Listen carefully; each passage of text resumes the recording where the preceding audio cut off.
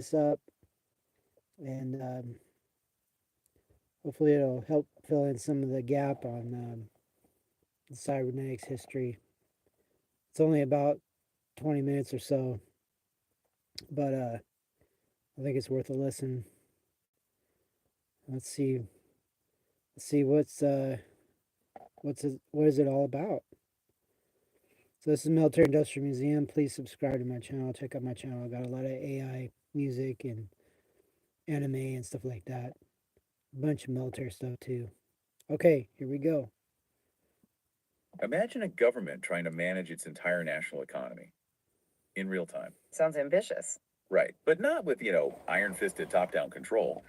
Instead, picture a system built for flexibility, for adaptation, even for worker happiness. That's a very different picture. A pretty bold vision. It really was. And today, we're doing a deep dive into exactly that. Projects tell us today about innovation, about power, maybe even human nature itself. And our guide for this is an incredible book, Eden Medina's Cybernetic Revolutionaries, Technology and Politics in Allende's Chile. Yeah, her work really pulls back the curtain on this often overlooked but hugely significant moment. It's quite the story she uncovered. Let's get into it. Okay, so let's set the scene for you. It's 1970 Chile. Salvador Allende, a socialist, has just become president.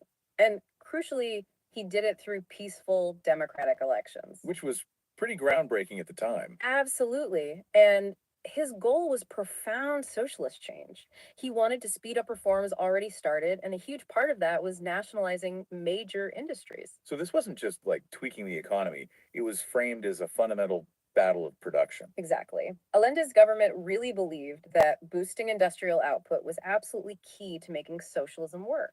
Which meant bringing crucial industries under state control. They set up this social property area, state owned, and a mixed property area, which was shared state and private ownership.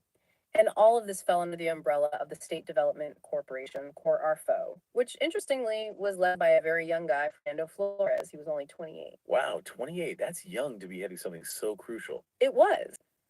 But the scale of it created a massive challenge. This rapid nationalization basically created what Medina calls an unwieldy monster for the government to actually manage. They didn't really have the experience, did they? And the information coming back from these newly nationalized companies wasn't great. Not helpful at all, often. Made making informed decisions incredibly tough.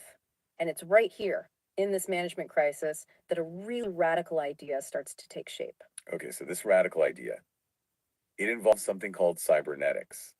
Now, for anyone listening who isn't familiar, what exactly is cybernetics in simple terms? Well, basically, it's the science of control. It looks at feedback loops and circular causality within systems. Systems like machines or living things? Both, actually. Machines, organisms, even social organizations like businesses or governments. Its roots are kind of interesting. They go back to World War II research, things like designing better anti-aircraft systems. Right, where they had to figure out how machines and people operating them react and adapt basically in real time using feedback. Precisely.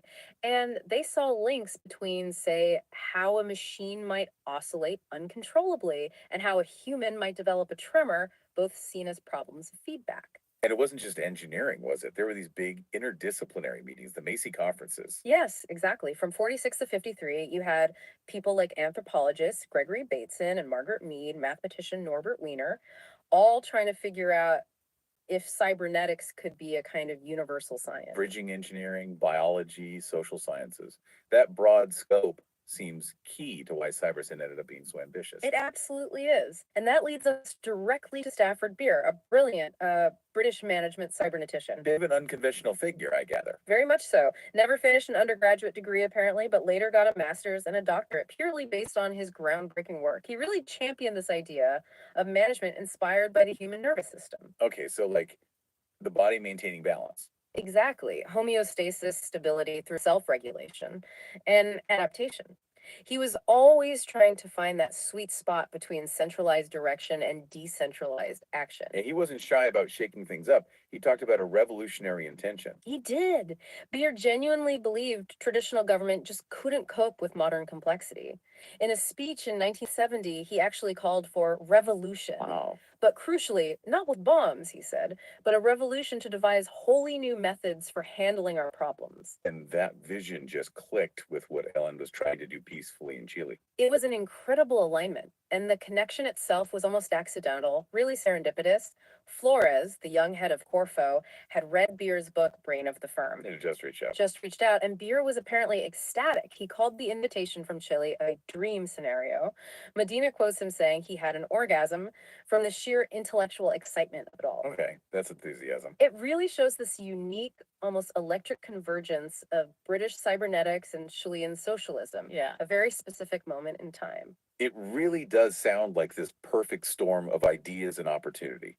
So we have the context, the key players. Right.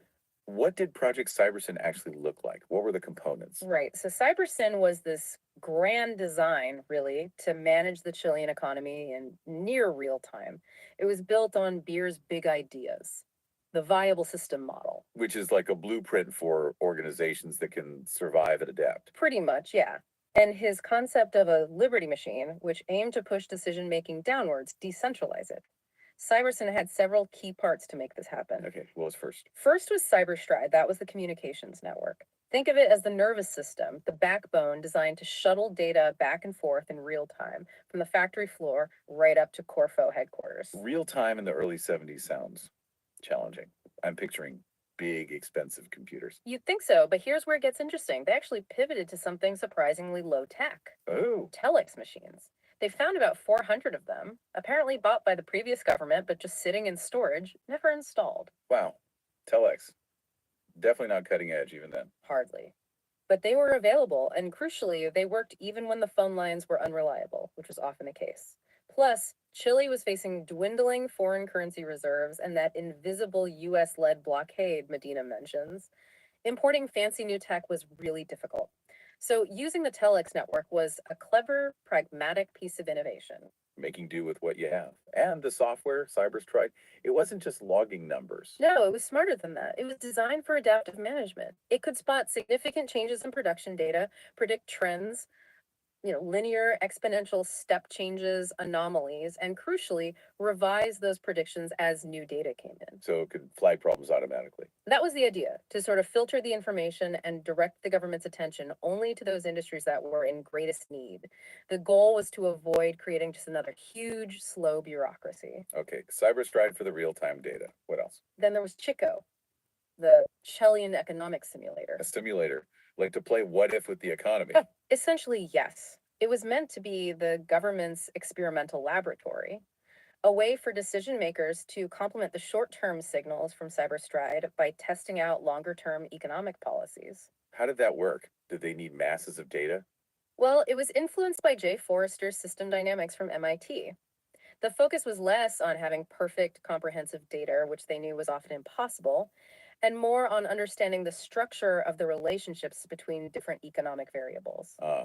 So understanding the connections, even if the numbers weren't perfect. Exactly. It was meant to be a tool to enhance intuition, help managers think through consequences, not some magic black box predicting the future. Sounds sensible. Who worked on Chico? The team actually grew quite diverse: economists, engineers, even psychologists.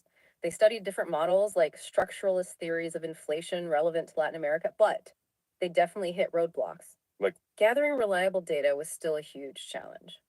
And modeling external shocks, things like, as the source notes, US economic sabotage or black market activity, that was incredibly difficult to factor in realistically. Yes, simulating an economy being actively destabilized from outside sounds nearly impossible. It was a major hurdle. And then perhaps the most visually striking part of Cybersyn, the operations room, the ops room. Right, this is the one that looks like something out of Star Trek, isn't it? It really does. Designed by Guy Boncipe and his industrial design team, and importantly, this included 4 female graphic designers. It was meant to project this sleek image of socialist modernity. Very futuristic. I read about the chairs. Yes, the 7 futuristic swivel chairs, orange and white, Huh. and 7 specific. To avoid tide votes. Yeah. Right. And based on that magical number 7 idea about how much information people can handle? Exactly. George A. Miller's theory. They really thought about the human element, the cognitive limits, and get this, paper was banned in the room No paper. What? to force direct communication. No hiding behind reports, just talking, looking at the data displays together. Interesting. What was on the walls? Well, on one wall was a huge diagram of Beer's viable system model.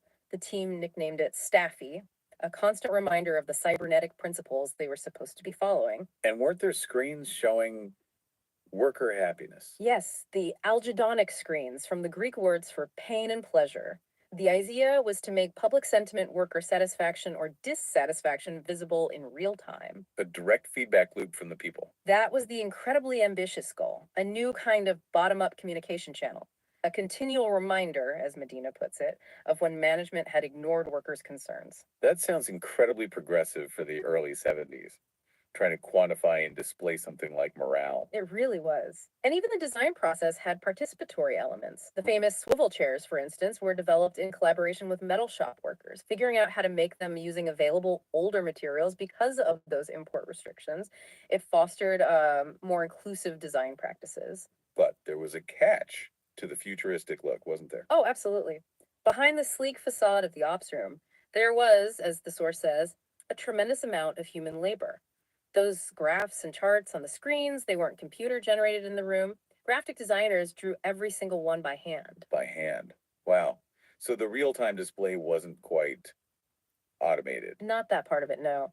There were apparently no plans to automate the graphic display generation, so it looked high tech, but relied heavily on manual work behind the scenes. Okay, so you have this incredibly ambitious, futuristic looking project trying to manage the economy under a socialist government.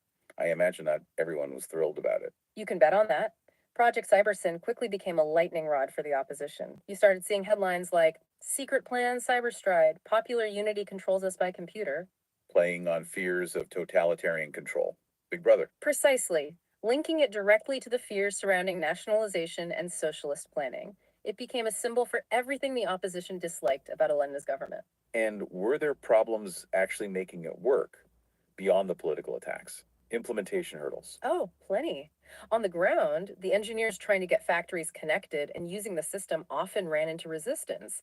Sometimes they were seen as, arrogant youngsters by experienced factory managers. The clash of cultures. Academia versus the factory floor. Sort of. They actually found it easier to get cooperation if they framed the project as purely technocratic about efficiency rather than emphasizing the political socialist goals. And getting the data itself still a problem. A constant struggle. Getting accurate data, getting it on time, it was difficult. One project director famously said, and this quote really sticks out from Medina's book, the big problem was not technology, it was not the computer, it was the people. That's telling. It wasn't just about the machines, it was about getting humans to participate reliably. Exactly. For the system to work as designed, people, managers, workers needed to be disciplined, follow the procedures, provide the data consistently, and that proved just as hard, if not harder, than building the network or writing the software. You mentioned earlier the goal of incorporating worker happiness, the algedonic meters. But how much were workers actually involved in shaping Cybersyn itself? Well, that's a critical point. Despite all the rhetoric about participation and feedback, Medina finds that actual worker involvement in designing the models, in deciding what data mattered, it was minimal. So more top-down in practice than in theory. It seems so, and some critics at the time argued Cybersyn could actually disempower workers, that it risked becoming a new form of Taylorism, scientific management, but using abstract technology to control labor, workers might just become another variable in the process. And the speed. It was meant to be near real time, but the reality often fell short. Medina notes it could frequently take more than 2 weeks to get data collected from a factory, sent via telex, processed, analyzed, and the feedback sent back. 2 weeks. That's not exactly real time for making quick decisions on a factory floor. Not at all. It made the system, in many cases, useless to factory interventors who needed information much faster than that. So lots of challenges. Then came a major crisis, right? The October strike in 1972. Yes, a huge moment. Truck owners, futuristic ops from itself, but crucially, using the underlying communications network, the telex machines, the telephones, what they called the cybernet. They use this network to get real time updates from loyalists around the country about supply levels, roadblocks, transport needs. Bypassing the usual bureaucratic channels. Exactly. It allowed the government to coordinate responses, allocate scarce resources like fuel, and get essential goods moving, countering the strike's impact to some degree. It was a critical operational success for that network component. But didn't this crisis kind of force a more centralized approach? Less of the decentralized liberty machine ideal? That's the paradox, isn't it? The sheer urgency of the crisis pushed Beer and Allende towards a more top down command structure. Decentralized control suddenly seemed like a luxury they couldn't afford in that moment. And what about the workers during the strike? Were they just waiting for orders from the cybernet? Not entirely. Medina highlights something fascinating here. While the government used the network, many factories actually kept running because the workers themselves took initiative. They showed incredible self organization and improvisation, Oh, so seizing factories that owners had closed, finding ways to retool machines, setting up their own community distribution networks to get food and goods out. It was this parallel track of decentralized management happening organically outside the formal Cybersyn system. so cybernetics in action, but maybe not the kind Stafford Beer had designed. You could argue that. It showed the adaptive capacity of the people themselves. Meanwhile, Beer and the project faced criticism from other quarters too. Like who? Some on the left in Britain, actually. They saw Cybersyn as potentially a tool for centralized state control, kind of authoritarian. They questioned Beer's motives, pointing to his comfortable lifestyle, the high fees the Chilean government was paying him. And Beer himself, was he entirely happy with how things were going in Chile? He had his own frustrations, definitely. He felt his Chilean colleagues were sometimes more focused on the shiny technology than on the really difficult organizational changes needed to make cybernetics work properly. The human systems again? Right. And he was also frustrated that workers weren't always embracing the system designed theoretically for them. He wrote about workers in some areas inventing their own approach to management as they go along without using the general cybernetic approach, which was prepared for them. A definite disconnect. Such a complex mix of potential, politics, and practical problems. And then, tragically, it all came to a sudden end. Yes. Project Cybersyn was actually nearing completion, getting closer to its full potential when the military coup happened on September 11th, 1973. Allende's government was violently overthrown. And Fernando Flores, the young leader of Corfo, He was actually in the presidential palace, La Moneda, with Allende during the bombing. He was arrested afterwards and imprisoned for 3 years. a brutal end to the project and the government. Was anything saved? Did the ideas survive? Remarkably, yes. The project director, Raul Espejo, and his coordinator, Guillermo Toro, showed incredible bravery. They understood the historical significance of what they'd built and took huge personal risks to save crucial project documents from being destroyed by the military regime. They knew the story needed to be saved to tell the story. That's incredible foresight in such a dangerous time. It really is. The coup, of course, forced many of the core Cybersyn team members into exile, but they carried Stafford Beer's ideas with them out into the world. And Beer helped them. Tirelessly. He used his connections, supported them financially, helped find them jobs in universities and organizations in other countries. He remained very loyal to his Chilean friends. Did Beer keep trying to implement cybernetics elsewhere? He did. He consulted in other Latin American countries, like Mexico, but he often ran up against immense bureaucratic inertia. He famously described the Mexican bureaucracy as pathologically autopoietic, basically, a system that exists only to perpetuate itself, generating its own growth without real external purpose. Sounds like a frustrating experience after the dynamism of Chile. I imagine so. And Fernando Flores, after his release from prison, his thinking also evolved significantly. How so? He ended up co authoring a really influential book in 1986, Understanding Computers and Cognition. It's now considered a classic in human computer interaction. What was the main argument? Crucially, it critiqued the whole idea that computers could or should replace human judgment and knowledge. Instead, Flores argued, computers should be designed to assist human communication and coordination, to help people take action together, not to make decisions for us. That sounds like a definite shift from the original, maybe more ambitious scope of Cybersyn trying to manage the whole economy, turn towards augmenting human capabilities rather than automating management itself. Exactly. A really significant evolution in thought, born partly from that intense Chilean experience. And the whole story really underlines that technological innovation isn't just about inventors and breakthroughs in labs. It's embedded in everything else. Right. It's shaped by complex social, political, economic relationships that stretch across borders. Ideas flow in all directions, not just from the global north to the south. Cybersyn is a powerful example of that. So, wrapping up our deep dive here, Project Cybersyn really stands out, doesn't it? A powerful example of technology tangled up with these huge political and social visions. Absolutely. It was this incredibly bold attempt to build a different kind of economy, responsive, adaptive, not just command and control. But it's smashed up against huge challenges: political opposition, economic pressure, those very real human factors, Mhm. which in the end were insurmountable, especially with the coup. And for you listening, the takeaway here, I think, is that technology is never really neutral, is it? It always carries the values, the intentions of the people who build it. But its actual impact, Yeah. that gets shaped by the messy reality of the world, the people using it, the politics swirling around it, even huge geopolitical forces playing out. Yeah.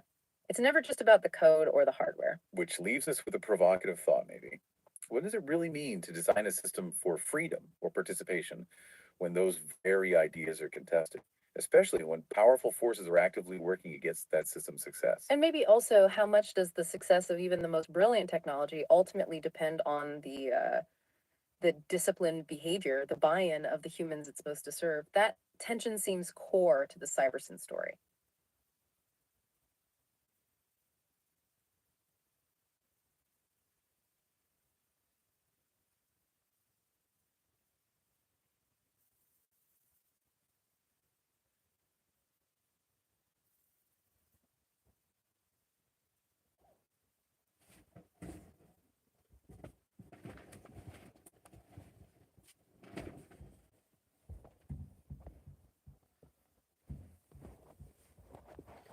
Okay, I guess that's it.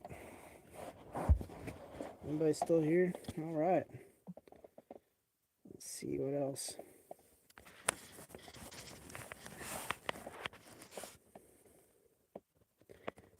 Yep. Okay. So, anybody have any questions? Any thoughts?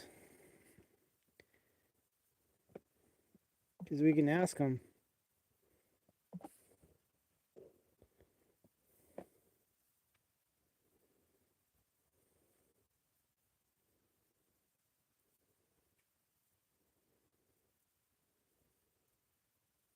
Imagine a government trying to manage its entire national economy in real time. Sounds ambitious. Right, but not with, iron fisted top down control. Instead, picture a system built for flexibility, for adaptation, even for worker happiness. That's a very different picture, a pretty bold vision. It really was. And today we're doing into exactly that. Incredibly ambitious, utopian logical experiment in Salvador Allende's socialist Chile back in the early 1970s. It's a truly fast. Want to share your thoughts on this? Yes, please. I was wondering, is there any technology or programs or anything left over from this event? That is such a great question, and we're so glad you asked. It's one of the first things you'd wonder, right? After all that effort. Well, sadly, after the military coup in 1973, work on Cybersyn completely stopped. And the military regime then either destroyed or just abandoned everything the team had created. Yeah, Medina describes some truly brutal destruction. One military member apparently took every single slide the graphic designers had made for the ops room. Just stabbed them all. Yeah, which is heartbreaking to think about given the human labor involved. But, and this is where it gets really interesting, some incredibly brave did manage to save. The project director, Raul Espeo, later Guillermo Toro, they huge risks. They understood the historical significance and felt the story needed to be saved. While the physical system itself, the computers, the actual ops room, likely didn't survive in operational form. Blueprints, the documentation. And those ideas, those concepts of cybernetic management, they actually the team members who were forced into exile. So in a way, the legacy isn't really physical tech, but the knowledge and the minds. Exactly. And that's a perfect lead in to what we're going to explore next It's a truly fascinating story. We're going to unpack what its legacy might tell us today. about innovation, about power, maybe even human nature itself. And our guide for this is an incredible book, Eden Medina's Cybernetic Revolutionaries, Technology and Politics. And Her work really pulls back the curtain on the overlooked but huge moment. it's quite the story she uncovered. Let's get into it. Okay, so let's set the scene for you. It's 1970, Chile. Salvador Allende, a socialist, has just become president, and he did it full democratic elections. Which was pretty groundbreaking at the time. Absolutely. And his goal was profound socialist change.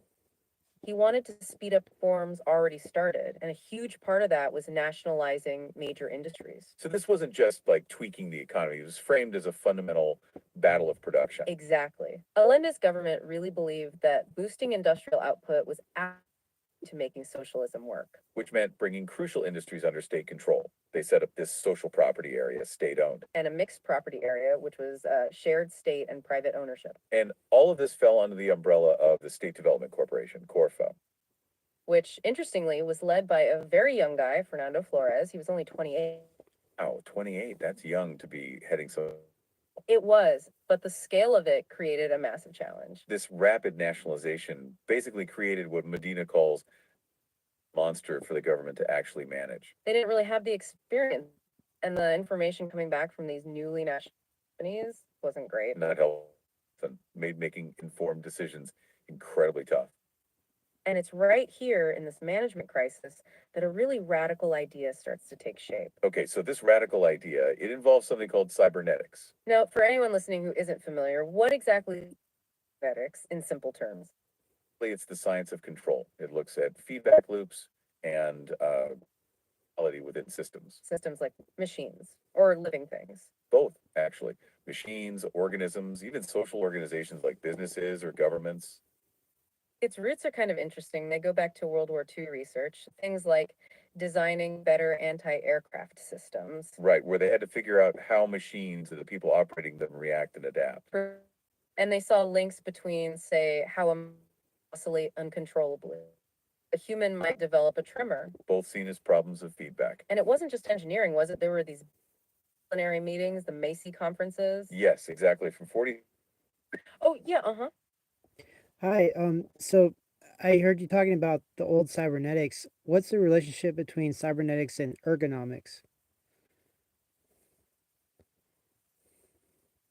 That is a brilliant question. Thank you for asking. It really gets on a core idea behind cybernetics, actually. If you think about Norbert Wiener's definition of cybernetics as control and communication in the animal and the machine. That immediately bridges the gap between technology and humans, right? Exactly. Ergonomics at its heart is about designing systems and environment, human capabilities and limitations. Making things more efficient and comfortable for people to use. So when cybernetics looks at feedback loops in both machines and organisms, it naturally invites how humans interact with technology. Like with the anti-aircraft systems we just talked about. They weren't just designing a better gun, they were thinking about the human operator's decision-making processes. And even tremor could be like a human neurological disorder. This really highlights that cybernetics wasn't just about cold, hard machines. It was always interdisciplinary, drawing from psychology and.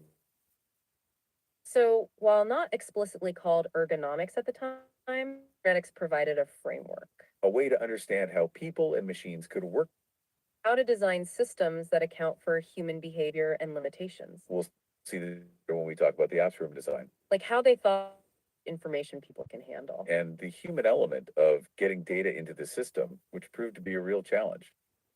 So there's definitely a conceptual overlap there, even if the terms develop separately. That's a great insight. Thanks for bringing that up. To continue our scene setting then, yes, those Macy conferences went from 46 to 53. You had people like anthropologists Gregory Bateson and Margaret Mead. Mathematician Norbert Wiener, all trying to figure out if cybernetics could be a kind of universal science. Bridging engineering, biology, social sciences, that broad scope, an element as well as the machine, seems key to why Cybersyn ended up being so ambitious. It absolutely is. And that leads us directly to Stafford Beer, a brilliant British cybernetician. Bit of an unconventional figure, I gather. Very much so. Never finished an undergraduate degree, apparently, but later got a master's and a doctorate. Purely based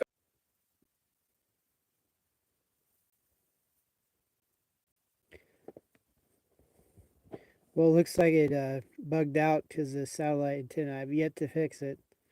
Starlink dishy. So yeah, it bugged out.